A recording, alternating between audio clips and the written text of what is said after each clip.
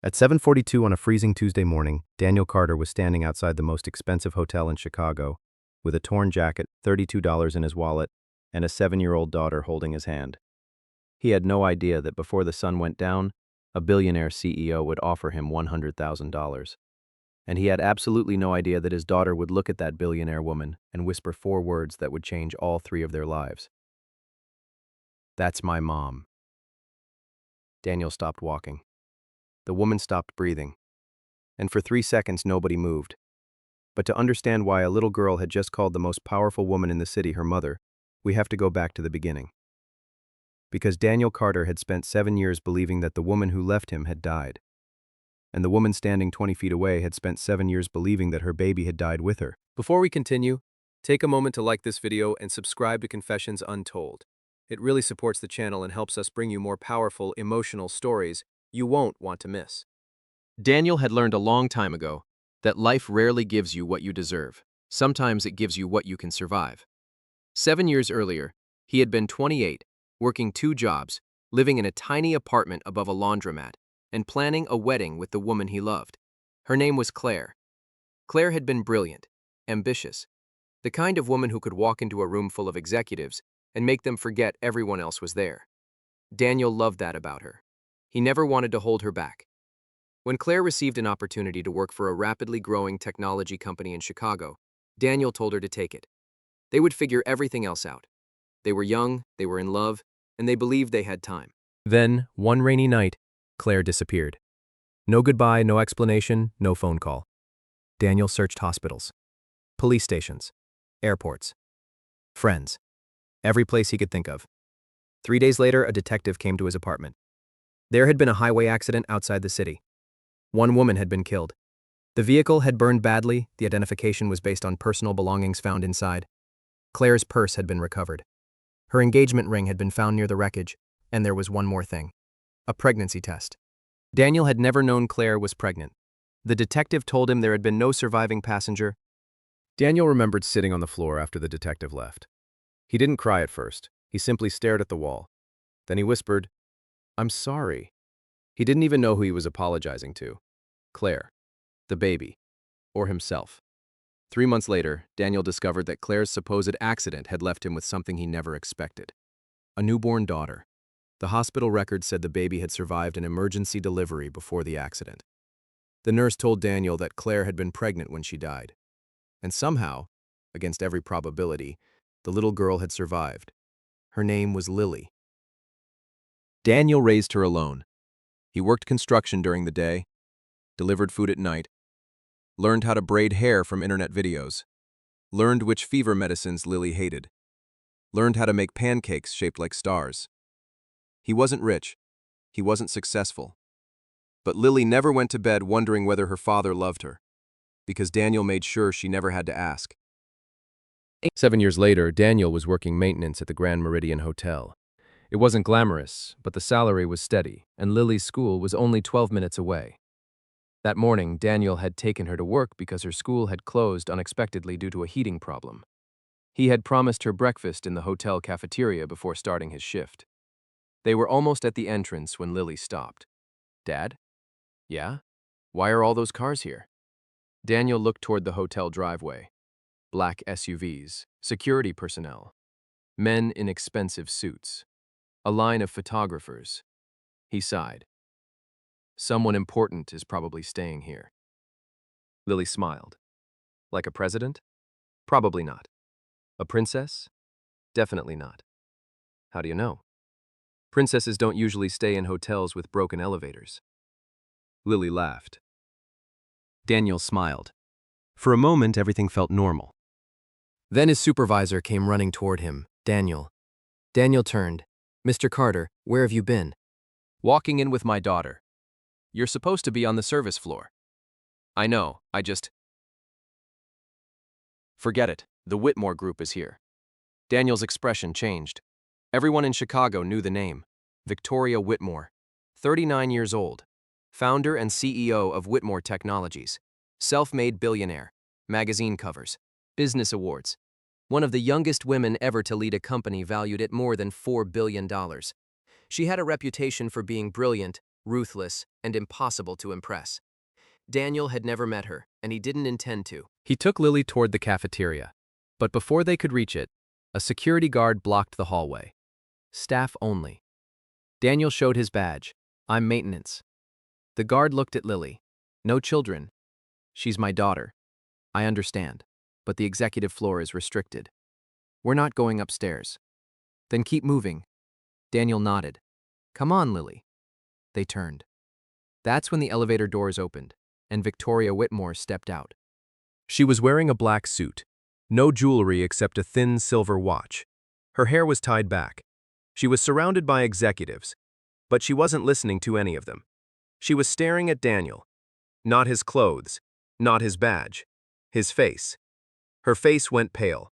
Daniel noticed. He assumed she was angry, so he stepped aside. Ma'am. Victoria didn't move. One of her executives whispered, Ms. Whitmore? She still didn't answer. Her eyes stayed on Daniel, then on Lily, then back to Daniel. For a second, something almost broke across her expression. Fear. But she recovered quickly. Who is he? The hotel manager rushed forward. Maintenance staff, ma'am. Daniel Carter. Victoria's lips parted. Carter. Daniel looked confused. Yes. She took one step toward him. What's your daughter's name? Daniel's protective instincts immediately kicked in. Why? Victoria stared at the little girl. Her name. Daniel's hesitated. Lily. Victoria's face lost all color. The executive beside her frowned. Victoria?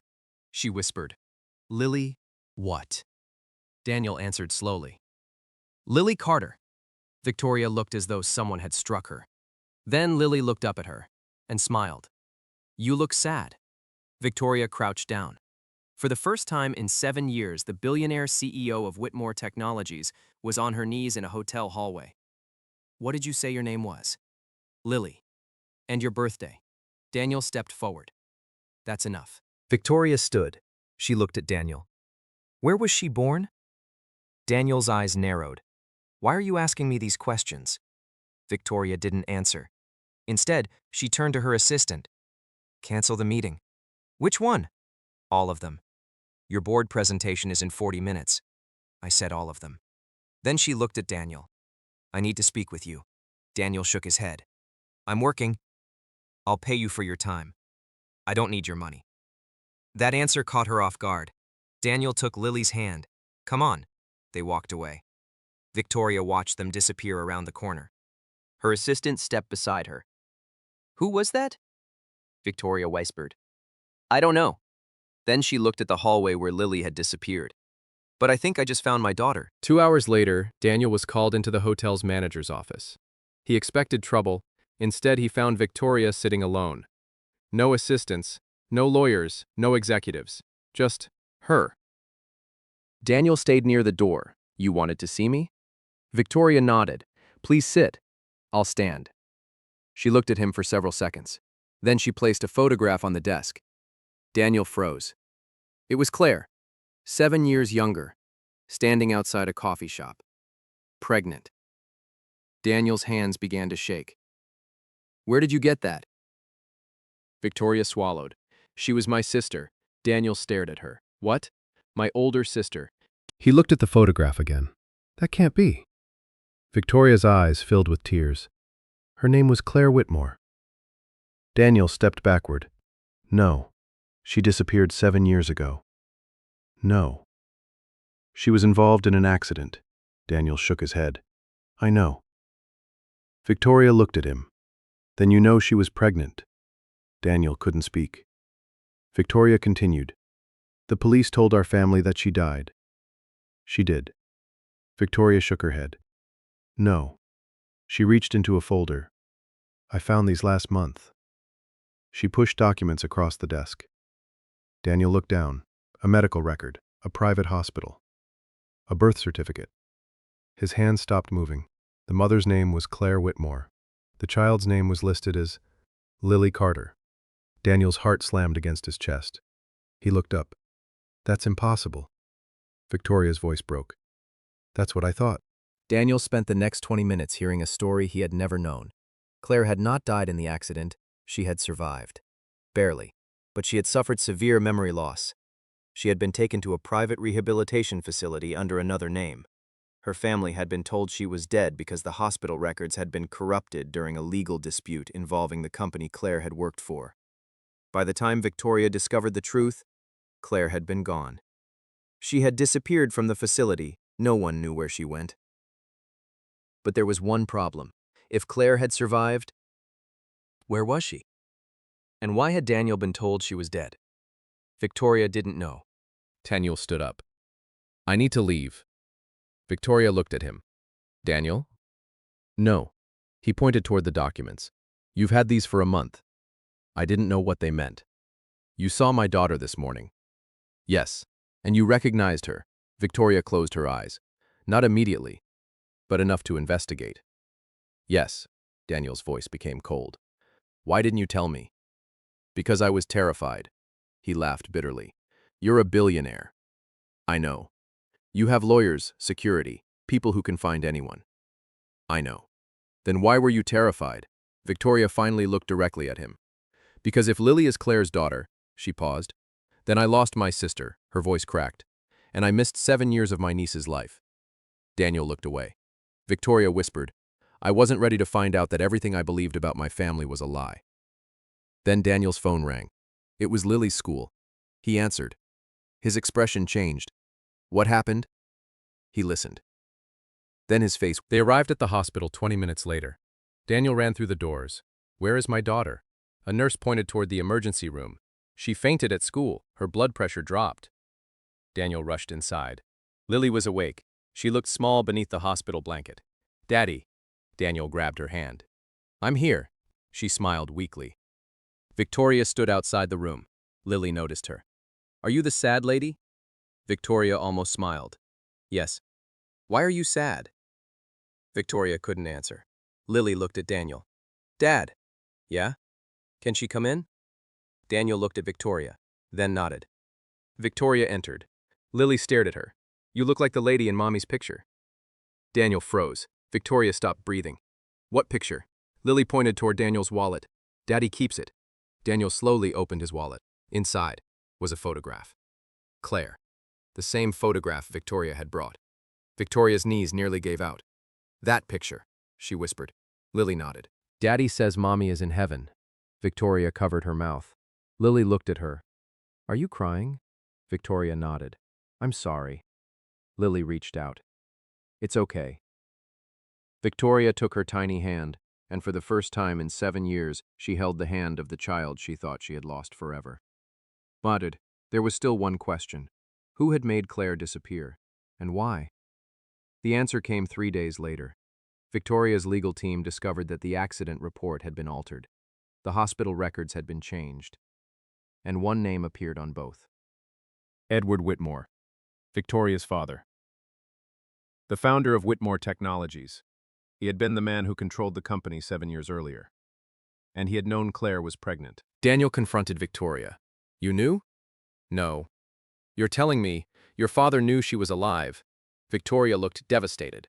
He didn't just know. She placed another document on the table. He paid someone to keep her hidden. Daniel's fists tightened.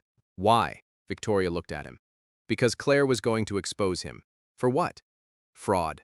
Daniel stared. Victoria continued. Claire discovered that my father had been stealing from the company's charitable foundation, millions of dollars. Daniel understood. And Claire threatened to expose him. Yes. So he erased her. Victoria nodded. He made everyone believe she died. Daniel sat down. For 7 years, he had blamed fate. It hadn't been fate. It had been a decision.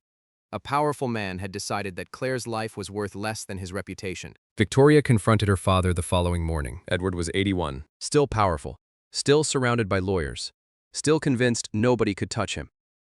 Until Victoria walked into his office. You knew Claire survived. He looked at her. Victoria. You knew. Silence. She placed the evidence on his desk. You destroyed her life. He stood. You don't understand what she was going to do. She was your daughter. She was going to destroy everything. No, Victoria's voice became firm. You destroyed everything. Efferword it's ties seals repeating unto fethis, naturally to give your Ronnie daughter overacting. He ties Mary Tintinange to capel pripolapia de huier warde, bing carabek the solder, frig skie. That maron opiki bla, no calms lator nos all els siridin corplargers by my zar. Intues mayor merum. I bought controlling shares from every board member who supported you. Edward's face changed. You wouldn't. I did. You're my daughter. Victoria's eyes filled with tears. And Claire was your daughter. He said nothing. Victoria walked toward the door. Then stopped. You spent 7 years making everyone believe she was dead. She looked back. But she's alive. Edward's face went pale. And she's going to testify.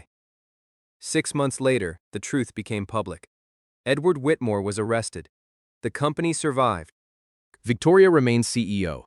But she changed almost everything. She created a foundation in Claire's name, paid for medical research involving memory loss, and established a scholarship for single parents. Daniel never accepted her money, at least not at first. He kept working, kept raising Lily, kept living in the same small apartment, until one evening Victoria came to his door. She wasn't wearing a designer suit. She wasn't surrounded by security. She was holding 2 grocery bags. Daniel opened the door. What's this? Dinner. You're a billionaire. I know. You could have sent someone. I could have. He smiled. Then why didn't you? Victoria looked at him. Because I'm tired of sending other people to do things that matter. Daniel stepped aside. Come in. She smiled. Inside, Lily ran toward her. Aunt Victoria. Victoria hugged her. Daniel watched them. Then Lily looked between them. Daddy? Yeah. When are you going to marry Aunt Victoria? Daniel nearly dropped the plate in his hand. Victoria turned bright red. Lily, what? Daniel laughed. Victoria looked at him. You're laughing. I didn't say anything. You're enjoying this. A little. Lily crossed her arms. You two were taking too long. Daniel laughed harder. Victoria shook her head. Then she looked at him. For a moment, neither of them spoke. 7 years ago, Daniel had believed he had lost Claire and would spend the rest of his life alone. Victoria had believed she had lost her sister, forever. And Lily had grown up believing her mother was somewhere beyond the stars. But life had given them something none of them expected. Not a perfect ending. Something better. A second chance. 1 year later, Lily stood on a stage in front of hundreds of people. It was the opening of the Claire Whitmore Family Center, a place built for single parents who needed childcare, education, and financial assistance. Victoria stood beside Daniel. Lily held both their hands. The reporter asked her, "What does your family mean to you?" Lily thought for a moment, then smiled. "My family is the people who found each other." Daniel looked at Victoria. Victoria squeezed his hand. And for the first time, neither of them looked at the past with sadness. Because sometimes the person you thought you had lost forever isn't gone. Sometimes the truth is simply waiting for the right person to find it. And sometimes, the greatest love story begins with a little girl looking at a stranger and saying 4 impossible words. That's my mom. If this story touched your heart, don't forget to like this video and subscribe to Confessions Untold for more emotional stories like this. And before you leave, tell us in the comments, if you were Daniel, would you have forgiven Victoria? We'd love to know what you would have done. Thanks for watching. And remember, sometimes the people we think we've lost forever are simply waiting to be found. Thanks for watching, and remember, sometimes the people we think we've lost forever are simply waiting to be found.